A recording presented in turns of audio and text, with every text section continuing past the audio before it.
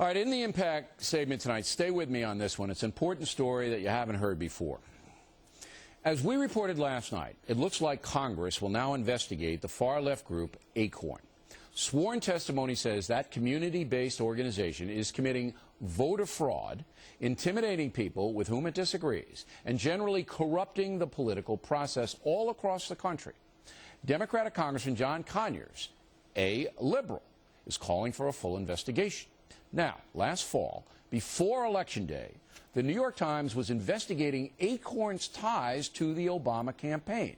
The Times reporter on the story, Stephanie Strom, called one of her sources and said this. Hi, Anita. It's Stephanie. I have just been asked by my bosses to stand down. They want me to hold off on coming to Washington. Sorry, I take my orders from higher up sometimes. Anyway, I'm sorry about this, and we'll still be in touch. Take care, and let me know if there's anything I can do to help you. Take care. Bye-bye. Now, if the Times killed that investigation, it's a violation of every journalistic ethic and may have even influenced the election.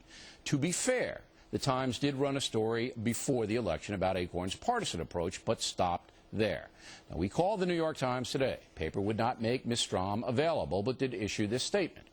Every day we make news judgments about which stories to publish and which ones not to pursue.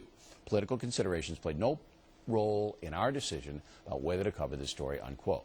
Let's not analyze this and President Obama's trip. The purveyor of DickMorris.com, Mr. Morris. Disturbing. Disturbing. Okay, now, that phone call was made by the New York Times reporter to a whistleblower. That's Anita, okay? And the whistleblower testified under oath before Conyers' committee in Washington that the New York Times killed the story, that they were very close to linking ACORN to the Obama campaign in a bunch of voting shenanigans. What were those shenanigans? Well, some of them related to fundraising. The Obama campaign apparently made available to ACORN its full list of campaign contributors. Now, some of those are publicly filed, but it made it available before they were publicly filed of their maxed-out donors. It might be. It might be a technical violation for coordination, but wait a minute. More importantly, they made available all donors under $100, which they were refusing to release to the public. Now, that is illegal. They're allowed to file it publicly like McCain did. McCain chose to file all of his donors, even those under 100. Obama did not. And if he made a list available to ACORN, which is an independent expenditure, it becomes, in effect, an arm of the Obama campaign, and that is a violation of FEC let me try to understand this, because it's a little complicated, and that's why people have to really be careful on this story.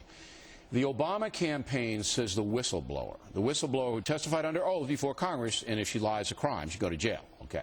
The Obama campaign unless she's president of the United States, in which case she gets away with it.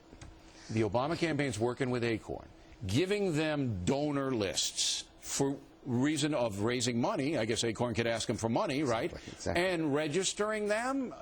No, vote? Mainly to raise money. Okay, to get money for ACORN to do what ACORN does. That's right. Okay. And that's coordination between an independent expenditure and the campaign. And that's illegal? Illegal. They've got to be completely separate, because otherwise the independent expenditure becomes, in effect, a branch of the campaign. Do you believe that happened? Subject to those limits. Oh, yes, I do. I do. So you believe that actually happened, that there was an illegal campaign violation before the vote took place? I do.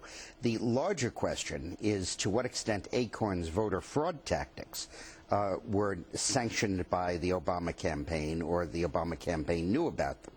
And that's getting into even more dangerous turf. And I suspect, you know, the FEC thing, that's going to be a fine. They'll have to pay $100,000 to the FEC at worst. Federal Election Commission. Yeah. Okay. But they just give you slaps on the wrist, a financial fine.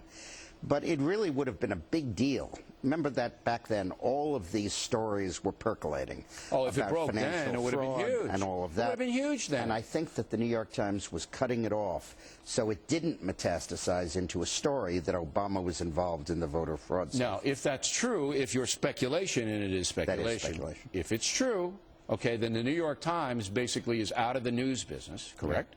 out of the news business. Well, I have a predisposition against the Times because of my own experience with them. Right.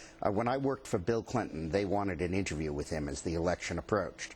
And the managing editor of the New York Times came to see me in my hotel room. His name? Lilienthal.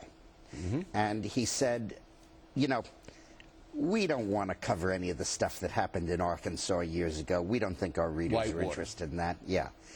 And then he said, and we'd like an interview with the president. So the quid pro quo was, we'll leave Whitewater alone if you produce Bill Clinton. And the New York Times was the author, the exposer of the Whitewater scandal. And so they'd shut it down if you ponied him up. Did you pony him up? We sure did. And not only that, but then the reporter who conducted the interview gave me the questions in advance. Whoa! And asked me, would I give him any suggested other questions? Did you write that in any of your books? Yep. Which book? I forget which. Off with Their Heads, I think. And then I actually polled on what questions we wanted Clinton to ask. And then I gave him the list of questions, and he read down the thing. You know, I have been reporting on press corruption here for what? Last 5 years? Right. This is why we're doing it. I got to get real fast to Obama in London. Do you think the president is going to come away with anything that's going to help the United States from all of this dog and pony stuff? No, but I do think he's going to come away with stuff that's going to hurt the United States. All of the crazies that have always worried about global governance and the UN taking over, world, you know, the guys in Montana who are all worried about that, have never had a case. They've been nuts. Now they have a case. This G20 summit is essentially going to orchestrate the takeover of financial institution regulation of the United States entities by the IMF, which is a European-controlled organization. And in terms of employee compensation, the reserve requirements, asset requirements, all of that stuff, the SEC and the Federal Reserve Board are essentially going to have to answer to a higher authority, the IMF. It hasn't happened yet, correct? Well, it's happening as we speak. When it's the non-controversial stuff in this. When it happens concretely, I want you to come back here and tell me. That's right. right. But for now. All right, so the New York Times, you got a lot of explaining to do there. You know, I mean, really. This guy literally had drinks with me in the Hay Adams Hotel. I agree. I don't think said, what should I ask him? If that story had broken, I still think Barack Obama would have been elected president. Yeah, but it would have been tougher. Of course. And we would begin to understand how truly radical he is. All right. With your mayors, that remains to be seen, but we are all over it. Dick